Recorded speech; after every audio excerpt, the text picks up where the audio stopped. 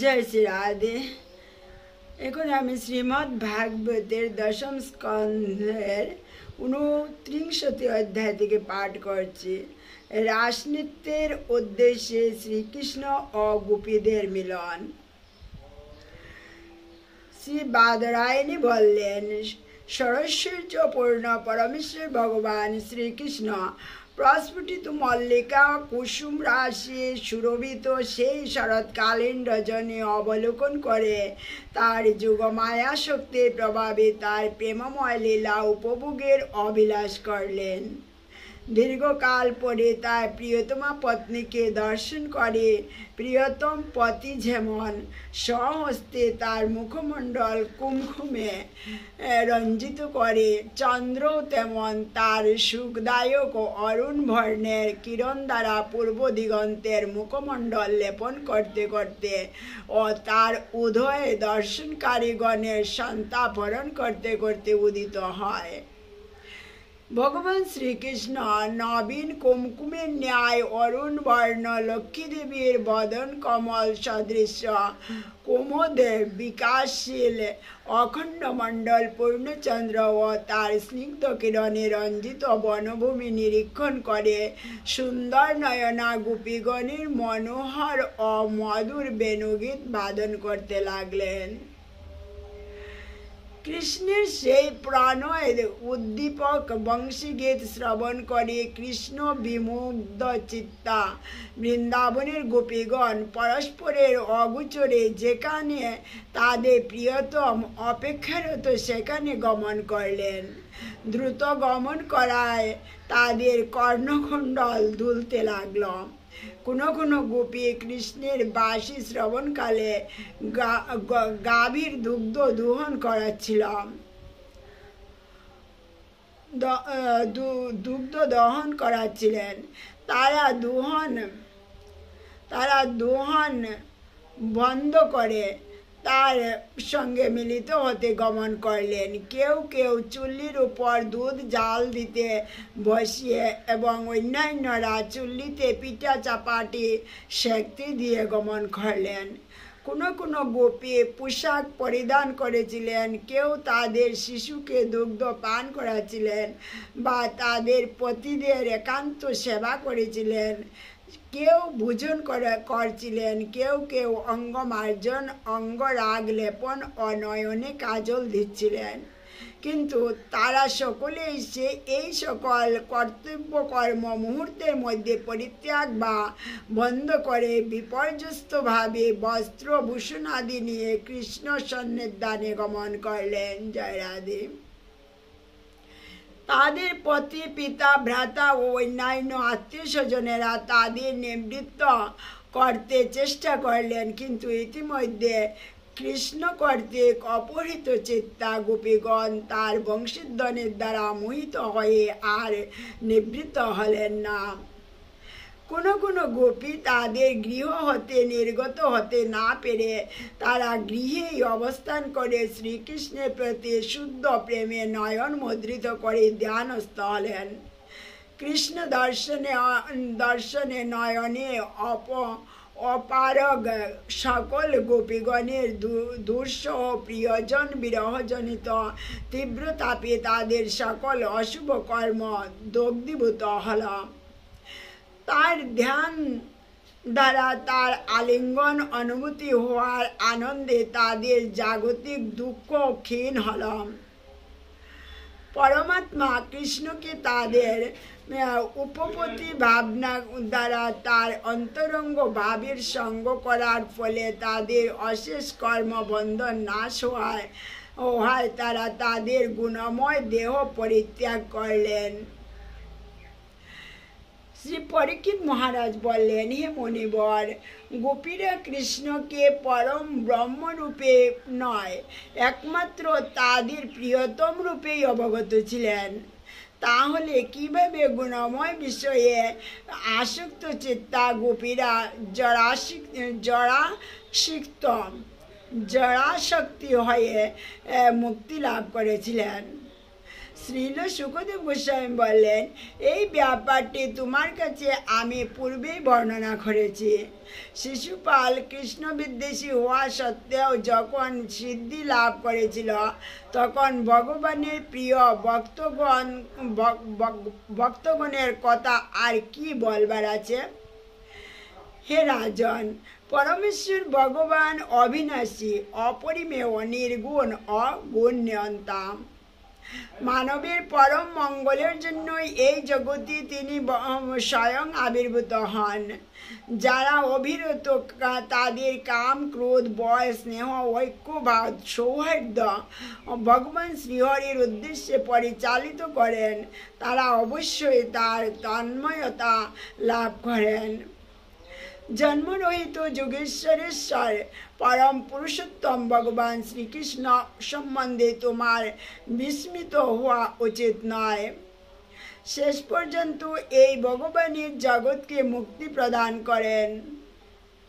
ব্রজ নারীদের উপস্থিতি দর্শন করে বাগ্মী শ্রেষ্ঠ শ্রীকৃষ্ণ মনোহর বাক্যে তাদের সম্ভাষণ করলে তাদের হৃদয়ে বিমোহিত হলাম।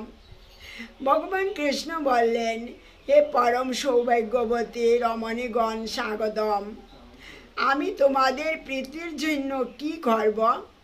ব্রজের সকল কুশল তো? তোমাদের আগমনের কারণ কি বলো? এই রাত্রি অতি ভয়ঙ্কর এবং ভয়ঙ্কর প্রাণীরা চারিদিকে অত পেতে আছে। ব্রজে ফিরে যাও। হে সুমধ্যমা সুন্দরীগণ, এই স্থানটি নারীদের জন্য উপযুক্ত নয়। তোমাদের গৃহে না পেয়ে তোমাদের পিতা, মাতা, পুত্র, ভ্রাতা ও পতিগণ অবশ্যই তোমাদের অন্বেষণ করবে। তোমাদের পরিবারের সদস্যদের উদ্বেগের কারণ হয় না। এখন তোমরা চন্দ্রকিরণে রঞ্জিত বৃন্দাবনের পুষ্পপূর্ণ বন দর্শন করেছ। তোমরা যমুনা থেকে আগত শান্ত বাতাসে কম্পমান পল্লবযুক্ত বৃক্ষের শোভা দর্শন করেছ। এখন তাই গোষ্ঠী ফিরে যাও, বিলম্ব করো না। হে সতী নারীগণ, তোমাদের পতিদের সেবা করো এবং ক্রন্দনরত শিশু ও গবৎসদের দুগ্ধ পান করাও। তাছাড়া সম্ভবত আমার প্রতি প্রবল প্রেমবশত তোমাদের চিত্ত বশীভূত হওয়াতে তোমরা এখানে আগমন করেছ। তোমাদের জন্য এটি অবশ্যই যথেষ্ট প্রশংসনীয়, কারণ স্বভাবত সকল প্রাণী আমার প্রতি প্রীতিভাবযুক্ত হয়ে থাকে। জয় রাধে। নারীর ধর্ম ঐক্লান্তিকভাবে তার পতির সেবা, স্বামীর সেবা করা, স্বামীর পরিবারের প্রতি সুব্যবহার করা এবং তার সন্তানদের লালন পালন করা।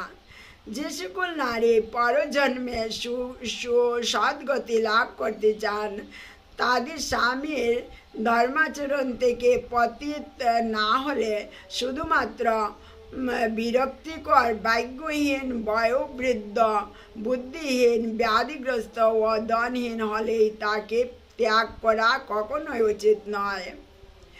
কুলনারীর উপপত্তি সংক্রান্ত তুচ্ছ সুখ স্বর্গ বিরোধী, যশনাশক, দুঃখ উৎপাদক, ভয়াবহ এবং সকল সময়েই তা নিন্দিত হয়ে থাকে। আমার কথা শ্রবণ, আমার বিগ্রহ দর্শন, আমার ধ্যান এবং আমার মহিমা কীর্তন দ্বারা আমার জন্য যেমন অপকৃত প্রেমের উদয় হয়, নিকটে অবস্থানের দ্বারা তেমন হয় না। তাই তোমাদের গৃহে তোমরা ফিরে যাও। শ্রীল শুকদেব গোস্বামী বললেন, এইভাবে গোবিন্দ কথিত অপ্রিয় বাক্য শ্রবণ করে গোপীগণ বিষাদগ্রস্ত ও বিফল মনোরথ এই অপার উদ্বেগ অনুভব করলেন। দুঃখিত দীর্ঘ নিঃশ্বাসে তাদের বিম্বাধর শুষ্ক হয়ে তারা অবনত মস্তকে তাদের বৃদ্ধাঙ্গুষ্ঠ দিয়ে ভূমিতে আঁচড় কাটছিলেন। তাদের দু চোখ দিয়ে কাজলযুক্ত অশ্রুধারায় স্তন লিপ্ত কুমকুম ধৌত হয়েছিল। এইভাবে দুঃখ ভারাক্রান্ত হয়ে তারা নীরবে দাঁড়িয়ে রইলেন। কৃষ্ণ তাদের প্রিয়তম হওয়া সত্ত্বেও এবং তার জন্য তারা সকল কামনা পরিত্যাগ করলেও তিনি তাদের প্রতি অপ্রিয় বাক্য বলেছিলেন। সত্ত্বেও তারা দৃঢ়ভাবে কৃষ্ণের প্রতি আসক্ত চিত্ত হলে রইলেন। রুদন বন্ধ করে চোখ মার্জন করে তারা ঈষৎ কূপের সঙ্গে গদগদ স্বরে বলতে লাগলেন, হে সর্বব্যাপী সর্বশক্তিমান পুরুষ, আপনার এভাবে নিষ্ঠুর কথা বলা উচিত নয়। আমরা যারা আপনার পাদ পদ্মমূলে সমস্ত ইন্দ্রিয় পরিতৃপ্তির বিষয় আদি পরিত্যাগ করেছি, তাদের বর্জন করবেন না। হে কৃপা পরামক, যেমন আদি পুরুষ নারায়ণ মুমুক্ষু মুক্তিকামী ভক্তদের সাথে বিনিময় করেন, সেইভাবে আমাদের সাথে প্রেম বিনিময় করুন।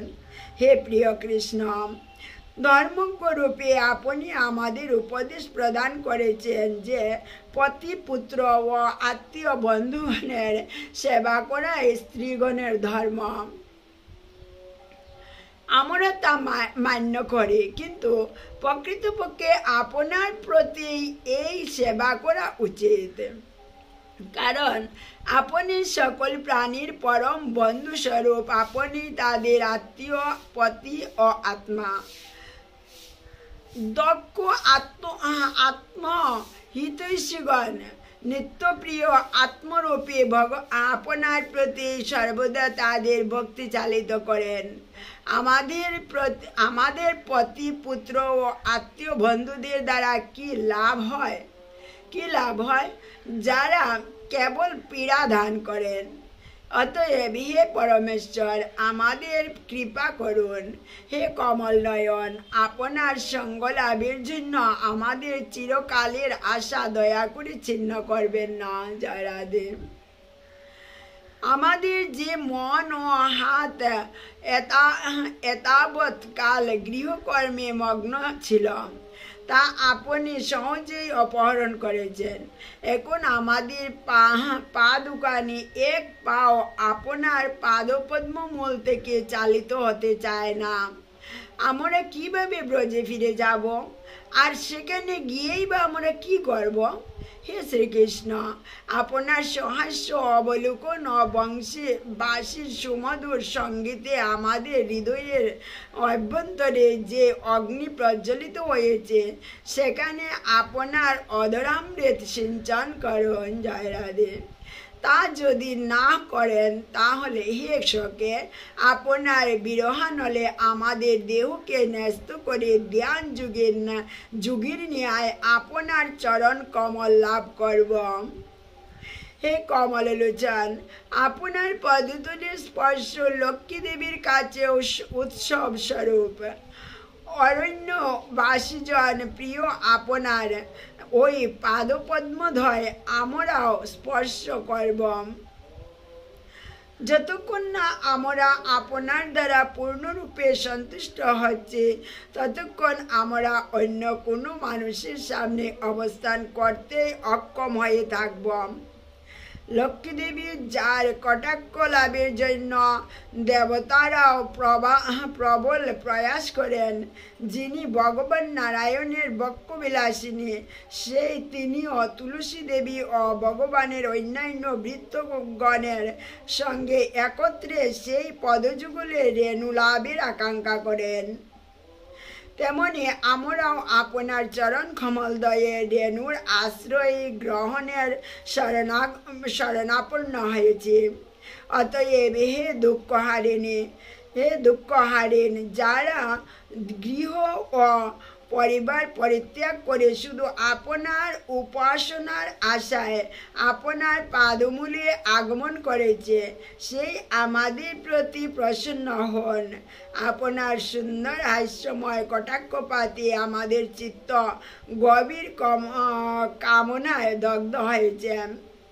হে পুরুষরত্ন, দয়া করে আমাদের আপনার দাস্য প্রদান করুন। জয় রাধে। আপনার অলঙ্কৃত মুখমণ্ডল, আপনার কর্ণকুণ্ডলের সৌন্দর্যমণ্ডিত গণ্ডস্থল, আপনার অদরের সুধা ঈশতাস্যযুক্ত অবলোকন, অভয় প্রদানকারী বাহুযুগল এবং লক্ষ্মীদেবীর আনন্দের একমাত্র উৎস স্বরূপ আপনার বক্ষস্থল দর্শন করে আমরা আপনার দাসী হয়েছি। হে কৃষ্ণ, আপনার মধুর বংশধ্বনি শ্রবণে সম্মোহিত হয়ে ত্রিজগতের কোন নারী না তার ধর্মীয় আচরণ হতে বিচলিত হয়েছে? আপনার সৌন্দর্য সমগ্র ত্রিভুবনকে পবিত্র করে, এমনকি আপনার রূপ দর্শন করে গাভীরা, পক্ষীরা, বৃক্ষগুলি ও মৃগদল পুলকিত হয়। আদিপুরুষ পরমেশ্বর ভগবান যেমন দেবলোক রক্ষা করেন, তেমনি ব্রজবাসীগণের ভয় ও দুঃখ নিবারণের জন্য আপনিও আবির্ভূত হয়েছেন। অতএব হে আর্তবন্ধ, দয়া করে আমাদের এই দাসীগণের উত্তপ্ত স্তনে ও শিরে আপনার কর পদ্ম স্থাপন করুন। জয় রাধে। শ্রীল সুখদেব গোস্বামী বলেন, গোপীদের এই সকল বিলাস বাক্য শ্রবণ করে মহাযোগীগণের অধীশ্বর ভগবান কৃষ্ণ স্বয়ং নিত্য তৃপ্ত হয়েও সহাস্যে গোপীগণের সঙ্গে আনন্দ উপভোগ করলেন। জয় রাধে। সেই সময়ে উদার ক্রিয়াকলাপে ও উদার হাস্যে কুন্দ কুসুমবৎ দন্তের কান্তে শোভিত ভগবান শ্রীকৃষ্ণ তার দৃষ্টিপাতে উৎফুল্ল মুখে সম্মিলিত সেই গোপীগণের মাঝে নক্ষত্র পরিবেষ্টিত চন্দ্রের মতো শোভা পাচ্ছিলেন। গোপীগণ তার স্তুতি গান করলে সেই শত রমণী যুতপতি তদুত্তরে উচ্চস্বরে গান করলেন। তিনি তার বৈজন্তী মালা পরিধান করে বৃন্দাবনে অরণ্যকে শোভিত করে তাদের মধ্যে বিচরণ করতে লাগলেন। শ্রীকৃষ্ণ গোপীদের সঙ্গে শীতল বালুকাময় নদীর তরঙ্গে উৎফুল্লিত কুমুদের সুগন্ধবাহী বায়ুতে পূর্ণ যমুনার তীরে গমন করলেন। সেখানে কৃষ্ণ গোপীদের দিকে বাহু প্রসারিত করে তাদের আলিঙ্গন করলেন। তাদের হাত, কেশ, উরু, নিবি, স্তন স্পর্শের দ্বারা ক্রীড়াচ্ছলে তার নখাগ্র দ্বারা আঁচল কেটে এবং তাদের সঙ্গে কৌতুক দৃষ্টিপাত ও হাস্যের মাধ্যমে ব্রজের সুন্দরী গোপীগণের কাম ভাব উদ্দীপিত করে ভগবান তার লীলা উপভোগ করলেন। পরমেশ্বর ভগবান শ্রীকৃষ্ণের বিশেষ মনোযোগ লাভ করে গোপীরা প্রত্যেকেই নিজেকে পৃথিবীর শ্রেষ্ঠ নারী মনে করে গর্বিত হলেন। ভগবান কেবল গোপীগণের সৌভাগ্যজনিত অত্যন্ত গর্বভাব দর্শন করে তাদের সেই গর্ব পরামর্শের জন্য তাদের প্রতি আরও কৃপাবশত তৎক্ষণাৎ অন্তর্হিত হলেন। জয় রাধে। হরে কৃষ্ণ কৃষ্ণ কৃষ্ণ হরে হরে, হরে রাম রাম রাম হরে হরে। জয় শ্রী রাধে। এই মাসে রাস পঞ্চ অধ্যায়ের এই পাঠগুলি যদি আপনারা মন দিয়ে শ্রবণ করেন, তাহলে কৃষ্ণের প্রতি আকর্ষণ বাড়বে, ভক্তি বাড়বে এবং ভগবান অতি শীঘ্র উনার চরণে আপনাকে নেবেন। এই দৃঢ় বিশ্বাস রেখে এই পাঠগুলা মনে প্রাণে শ্রবণ করবেন। রাস পঞ্চ অধ্যায় মন দিয়ে শুনবেন। জয় শ্রী রাধে।